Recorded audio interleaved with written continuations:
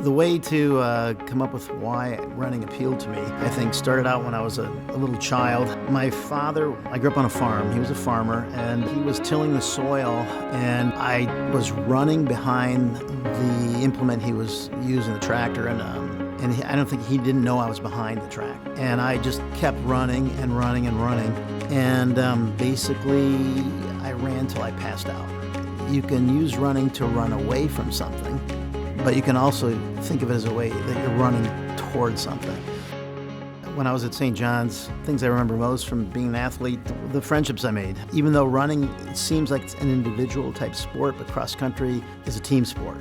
There was it's called the Tiffin Columbian Cross Country Carnival. It was a huge meet, and it was beautiful weather, typical September in Ohio, like 70 degrees, blue sky. And I took off, and it felt great. And I was so far ahead of the rest of the pack, I couldn't see, and I don't know if it was the sweat in my eyes or the darkness of the shade in the area, but I couldn't see the chalk line. You run a chalk line that marks the distance. And somebody, a bystander, just kind of pointed, it's this way. And I was jogging in place, just took off, so won the race. It was an interesting, very nice time. But I wondered if I hadn't been jogging in place for a couple seconds, my time would have been lower even. Career in medicine is lifelong education. You have to keep building on that foundation. I think St. John's gave me great learning skills, taught me how you can't give up. You always got to persevere. You always got to do your best. Keep being inquisitive, always question everything, especially in science. When I practice anesthesia, because I'm an anesthesiologist, I think back to, there's a quote from Futurama. He says, when you do things right, people won't be sure you've done anything at all.